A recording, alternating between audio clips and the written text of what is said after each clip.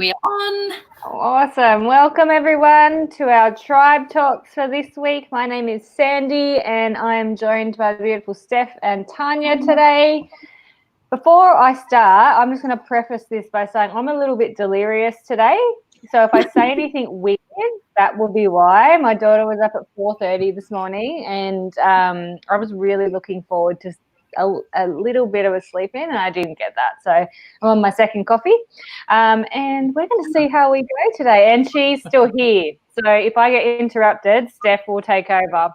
But all good. All right. So I'm super excited to have one of our Thrive Tribe mamas on today. We call her Mama Corn because she's a bit like a unicorn that's coming into our Thrive Tribe & Co world, and does so much to help us with sharing what Thrive Tribe & Co is all about. She helps us run meetups online, and she's just such a beautiful human being. So we're super excited to have Tania on today. Welcome. Hello, everyone. So why we wanted to interview Tania is she actually has two children on the spectrum, but at opposite ends. And we thought it would be super interesting just to hear about her story and how she's juggled that and any tips that she's got. So why don't you start with filling us in a little bit about like your journey? Okay, well, Tania, I've been married for 20-something years, and I have two beautiful children. So I have a son, Jake, who is just turned 21 and is what we used to call Asperger's, so level 1. He has OCD, ODD, and a few other acronyms thrown in there. And then I have Claudia, who has just turned 19, and she is level 3. When I say non-verbal, she's echolalic, so she repeats everything she hears but doesn't actually have any functional language. Sure. So level 3, intellectual disability. She has OCD, and as of a couple of years ago, she has developed Tourette's, which is a very interesting thing. When did that happen? Well, it was really weird because it sort of started slowly and then it became really full on. Yeah. And it's really hard to get Tourette's formally diagnosed because the process for that is that they've got to be under observation for 12 months. So I just spoke to my doctor and gave him all the information, and so she has an informal diagnosis of Tourette's. Right. With the doctor. So she has the verbal tics, where she makes sounds almost like she's barking like a seal, and the head flicks and things like that. And while she's having physical tics, they're almost like spasms. So if she's holding your hand, you get an extremely firm grip. Hi, Miss Emmy. Say hi. Hi. I think she's showing everybody. Are you showing everyone your iPad? It's You're watching Elmo. All right. That's a beautiful little face.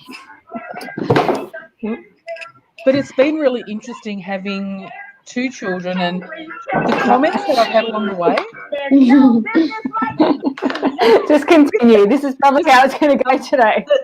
The comments that I've had along the way have been quite interesting and could have been quite hurtful if you don't take it personally, comment. I've had people say things like, "Oh, you've been hit with that stick twice." Wow. Oh, a boy and a girl? Isn't that unusual? I go, yeah, jackpot.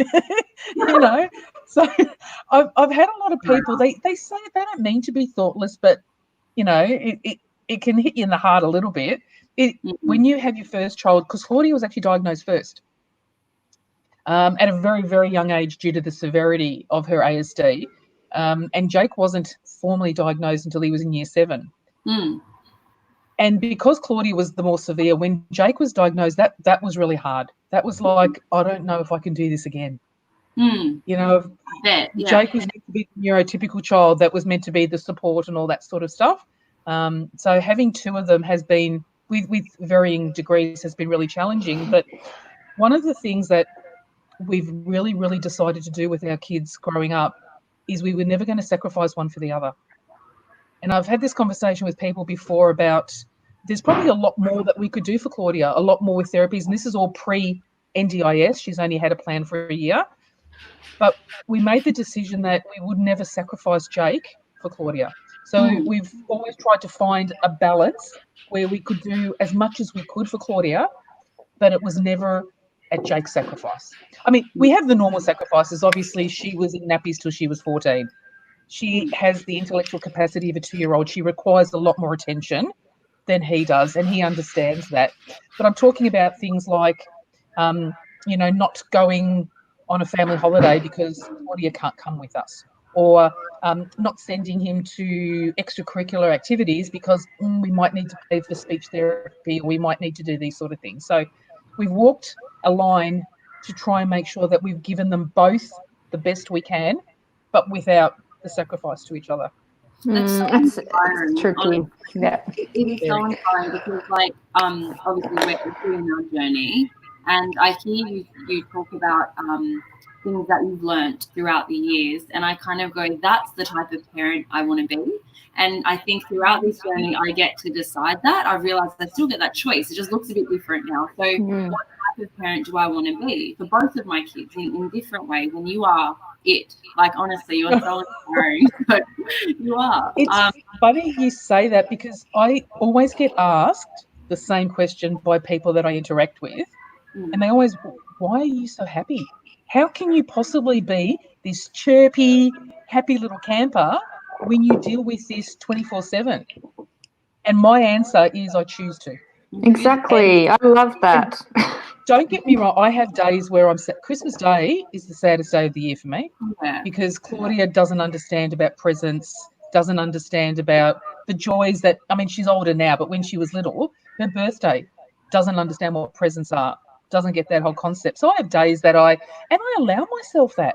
I don't wallow in it, but I give myself permission to have those off days, and then I pick myself up again and trundle on.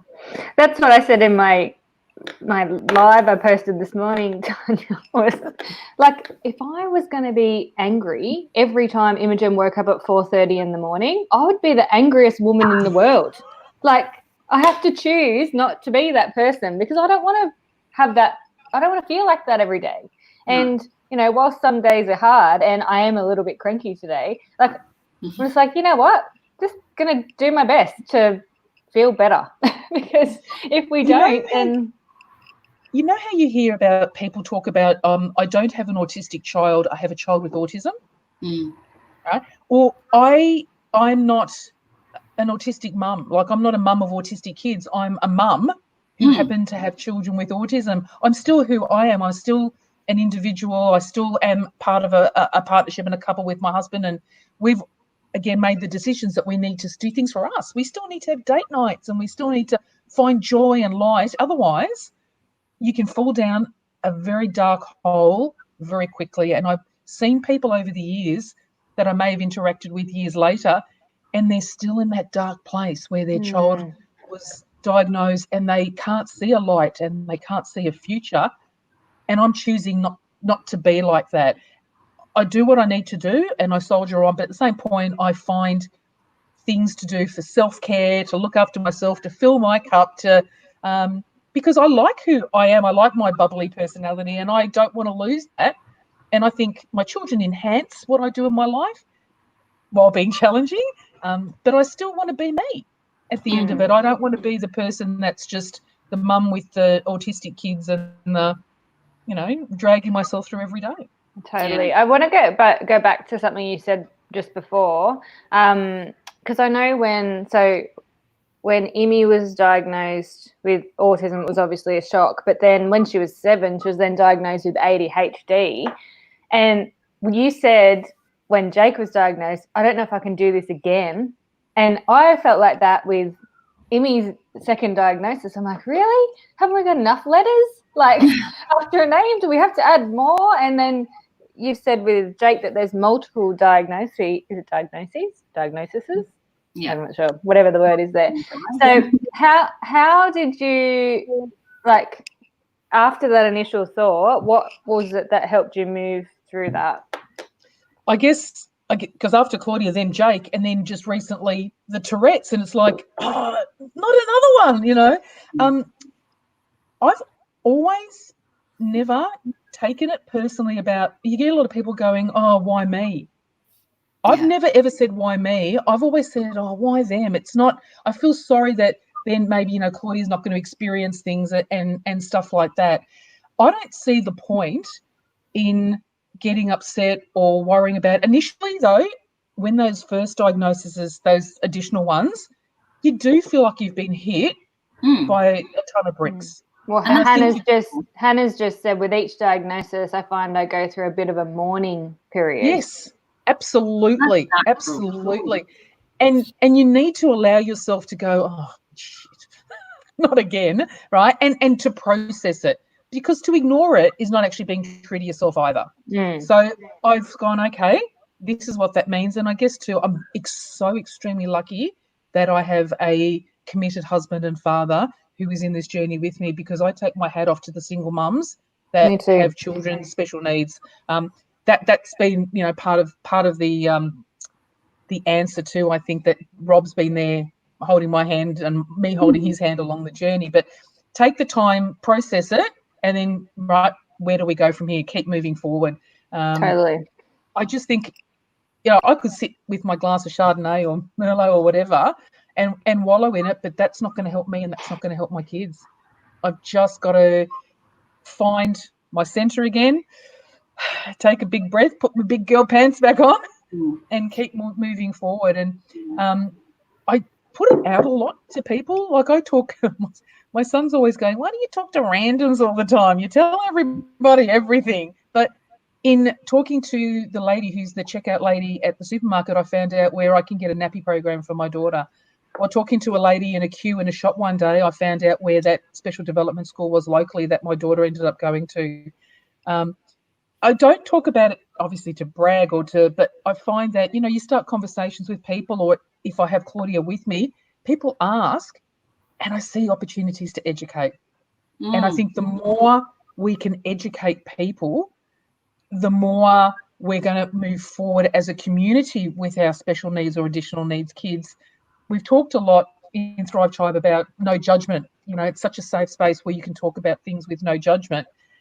How do we educate everybody else to have no judgment? Because when I'm out with Claudia and I see those looks of pity, they're things that do hurt me in my heart, to say, don't pity me. I don't need to be pitied. But your understanding is really appreciated. I've got goosebumps. It's actually a really great message. I get so many people who look at Charlie and don't realize anything's going on. And if we have a conversation and it's that immediate look of, and even if they don't say anything, you can see it in their eyes, and well-intentioned people, good people, but it's like, oh, so sorry. And I'm like, it's actually, she's awesome. Like, she enhances our life. It's not without its difficulties.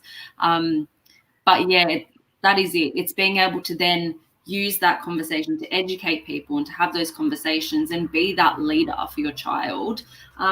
And I've actually had a couple of conversations with some powerhouse mums this week who have had that. And I just really think, like, our children will follow suit as well. They will feel that. They'll feel that love and support, no matter what their condition or severity, they will feel that.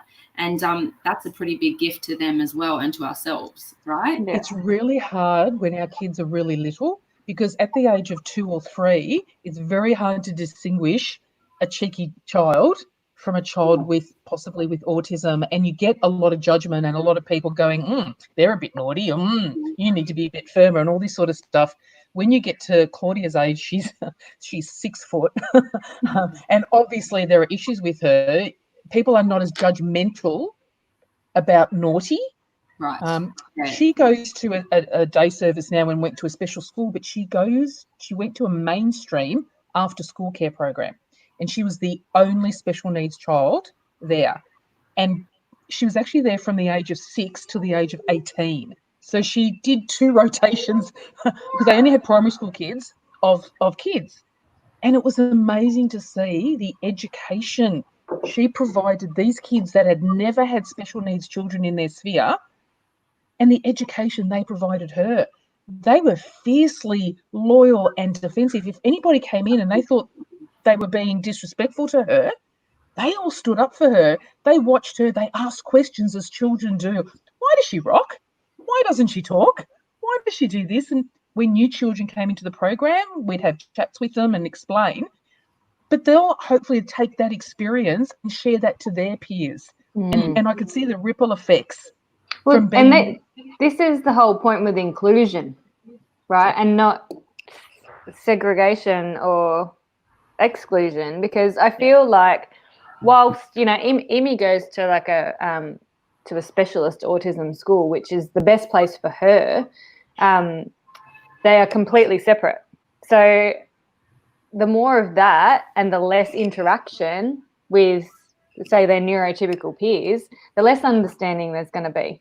Yes. So, you know, that is actually a perfect example of inclusion. There's lots of love for you in the comments. I just wanted to tell you. Everyone's loving. Alicia's loving your hair too. Oh, it's good hair day. It's Wash Hair Day. Oh, thanks, Hannah. But I think it needs to be a merge. I think having it all in a special needs environment or all in a neurotypical environment doesn't work. But I don't think their education system's caught up to that yet. No. So there's not. It's not. I would be doing Imi a disservice right now to send her to a mainstream school and her not have the support that she gets at her specialist school. So it's like it needs to. But am I dreaming and thinking that eventually you could have all kids together, but with the right resources there to support their individual needs in one space? Like, am I dreaming to think that that's possible? Because that's the perfect model, because they educate each other. Yes. And then take that through their life, and that's that ripple effect that I'm hoping for. Yeah. Imi is very inquisitive lately, because she sees all the stuff we do, and she's really interested in asking lots of questions. And she was like, "Mummy, why aren't there any kids that like are different to me in my class?" And I said, well, there might be, obviously, like, you know, autism or whatever, but for the most part, those kids are your neurotypical kids. And I was like, that's a great question. I don't know why there are no different kids, but there should be. Like, you know, we should be. And she's desperate to learn more. You know, she's desperate to understand that. She's so any opportunity. We're heading out on next Wednesday with Imi's day service, like her school holiday program. They're heading to Taronga Zoo, and they asked if parents and siblings wanted to come, and I was like, yeah. And Cooper's like, yeah, I'd love to go. And we've been a couple of times out, and I think this is why Cooper is so patient and understanding, because he's exposed to kids with all different abilities and differences. And he is inquisitive as well. Like he'll look sometimes and be like, Mum, is that kid like a bit like Emmy? Like that's how he verbalizes it, and like sort of says, "Oh, I wonder." And then I sometimes have to explain, "Oh, but he talks more, or he has this special superpower." You know what I mean? Like trying to explain the differences in that they are similar, but then they are different. I wish that more people could see that. Yeah, I have seen many experiences over the last 20 years with my kids where I've seen other families with siblings, neurotypical siblings, who have gone into fields to support special needs or additional needs people, be it speech therapists, OTs, carers. They have such a wonderful empathy. Watching that video with Cooper and Imi this morning, and I have Claudia won't sit with me. She doesn't like to be cuddled. She doesn't like to be held. I'm lucky if she sits next to me and puts her hand in my hand, and I relish those moments. Terrible thing to say. Sometimes I actually liked it when she was sick, because that was the only time she would fall asleep in my arms and allow me to cuddle her. Yeah. But I've got such beautiful shots of her with Jake.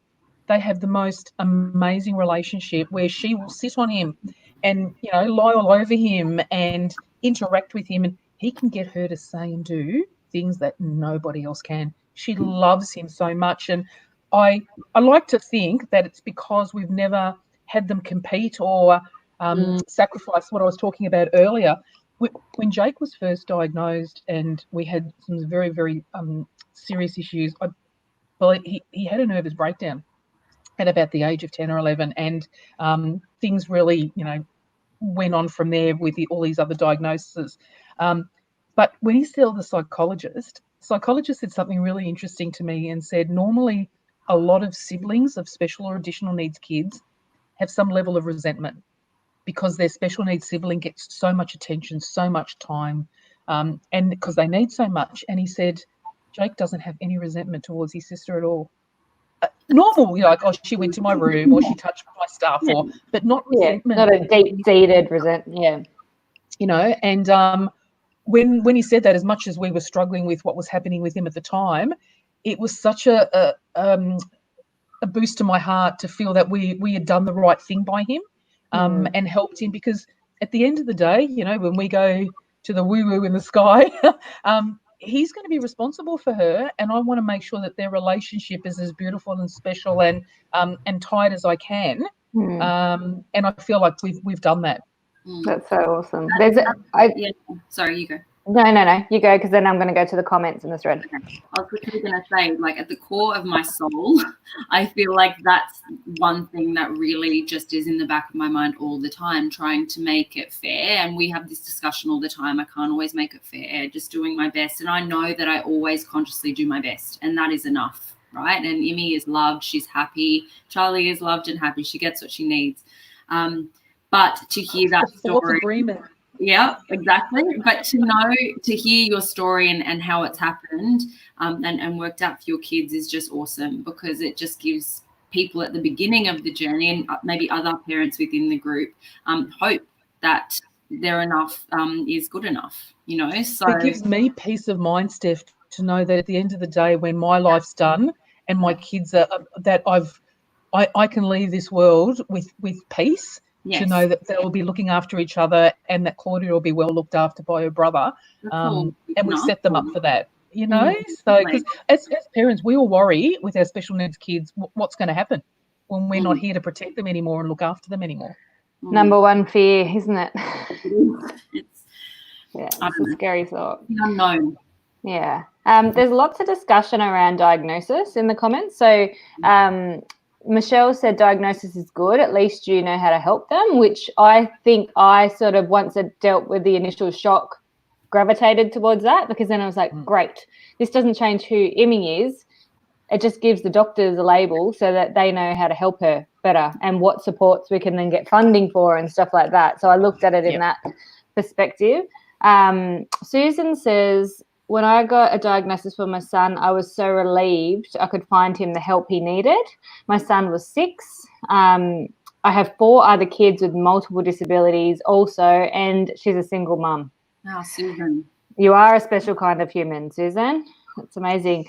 Judy has a different perspective. So Judy just said that she somewhat disagrees with Michelle's comment, because her girl has multiple diagnoses and they were given little advice or support on how to help them. She's recently received another one, so hopefully this professional knows what the heck to suggest. And I think that's actually really important, getting the right advice, because there's so much information, but then often not the right information because everyone's so different.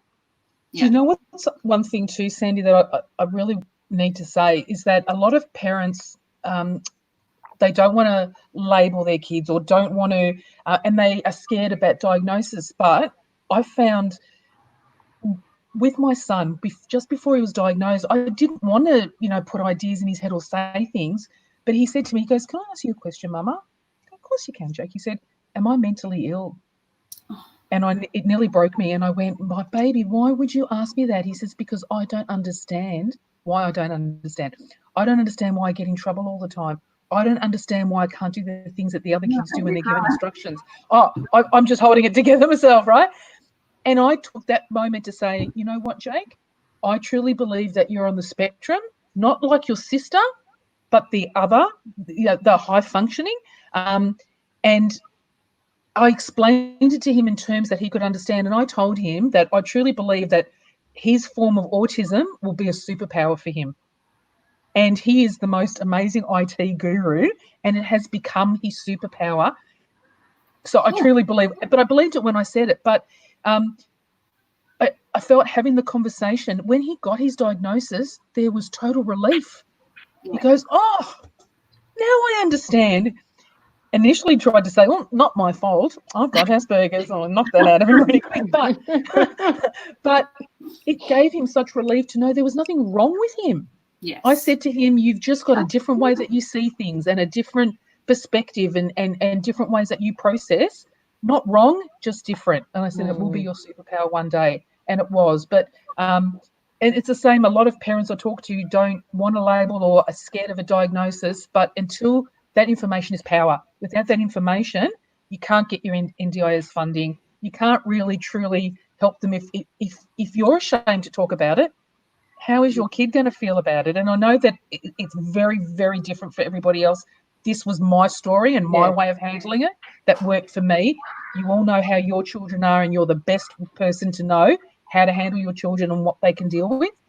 But I have found that being honest with myself about my children's diagnosis and accepting and helping them to has helped us move forward faster rather than be, in quicksand about it all. You are a brilliant human being. I think I tell you this every day, but I'm just... There's heaps of comments in the thread too. Can you put Christy's up, please? Yes, oh, Emmy's ready. I'm going to have to take her outside in a minute. Tanya, you're one of the strongest inspirations in this life. Thank you for your honesty and help, your friendship, and your beautiful soul. Ashley's not here yet. I'm looking forward to seeing more red hair, Christy, because I reckon that's your colour, girl. Can we go back to the siblings thing? Because this is one of the best lessons I learned from Emmy's school. I'm trying to concentrate while I've got the iPad in my ear. So one of the teachers at Emmy's school is actually a sibling of her brother has severe autism, and now she works at an autism school. And I remember crying to her one day, just going, I can't make it fair. There's no way I can make it fair. And she goes, the best thing my mum ever said to me was, Helen, I'm never going to be able to make it fair. And there's going to be times where you've got to compromise and you've got to give things up, but you will always get your time. It just might not be at the time that you would like it. And I mean, a perfect example of us was, Emmy not wanting to go to the zoo the other week, and I booked us in and I told Cooper we're going to the zoo and we were all ready. And then we didn't get to go because she just couldn't do it that day. Her anxiety just wouldn't allow her to go there. But we went with him at the beginning of this week all by himself, and he got to do it slowly how he would like to instead of rushing through and read he's like me, he likes to read all the stuff, whereas Richie and Emmy like to zoom through and just seen it, and then go. Whereas he's like, oh, Mum, did you know? And he'd read all the signs. And we've taken Cooper to Thailand, and it breaks my heart. Honestly, travel is one of my core values, and Emmy actually likes to travel, but to take her on big trips it's just not feasible. Like she doesn't cope with all the different environments and the changes. But Cooper loves to travel too, and I don't want him to miss that. So it's like trying to find that middle ground. And I know someone mentioned further up about siblings. A family trip together, but the reality of it is that if we tried to do that, it would not be a fun trip for all of us.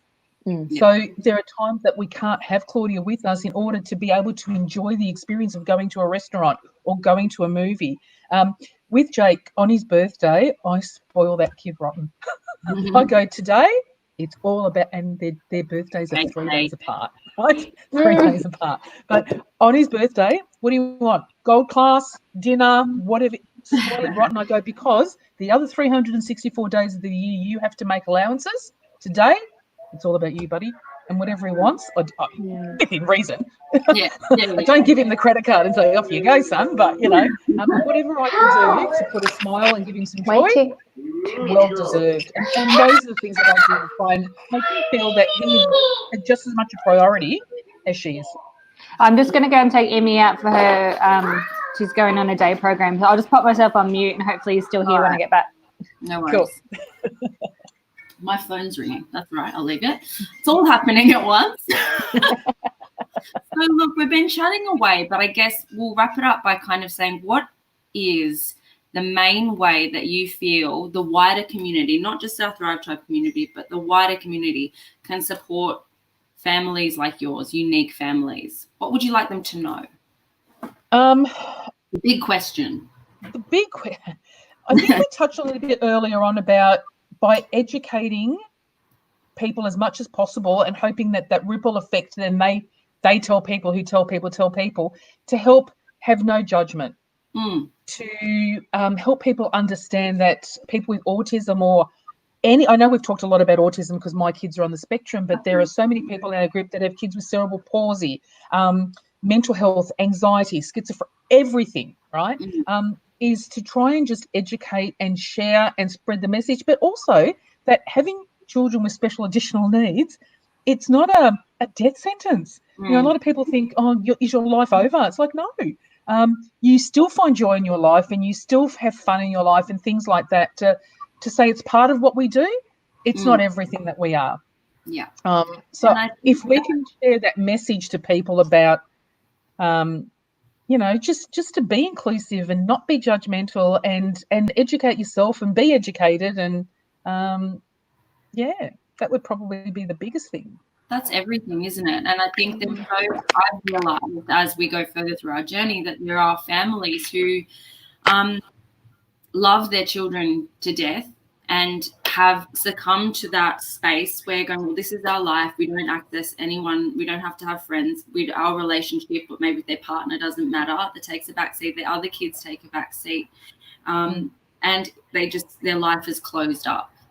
And it makes me so sad for the entire family unit, because it really doesn't have to be that way. Because I see people like you, I see other people within our community, Sandy, like I see people who it's very difficult, but you have made it work. And you continue to try and choose to make it work for all of you. When I saw the statistics on 80% of marriages with special needs children break up, and that's why Rob and I have made our relationship a priority.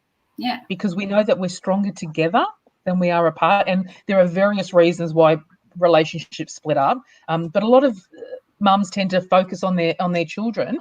And sometimes the spouses and the kids take a back seat. And I'm doing a big generalization. I'm not saying that happens to everybody. But we made the decision that because of the statistics that we would make a conscious effort to really try and keep our relationship a priority, because we will be stronger together for our kids than apart.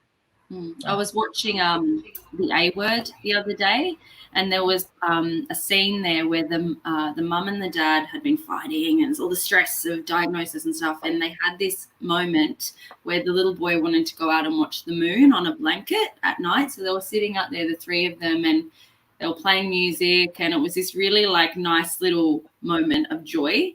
And they're like, we're going to have to learn to enjoy these little moments, aren't we? And the mum was like, yes, we are. And he's like, we're going to have to learn to take really good care of each other, aren't we? Like, meaning the two of them. And she's like, yes, we are. So, and it just made me kind of go, Dave and I were watching it, and I was like, oh, I love you.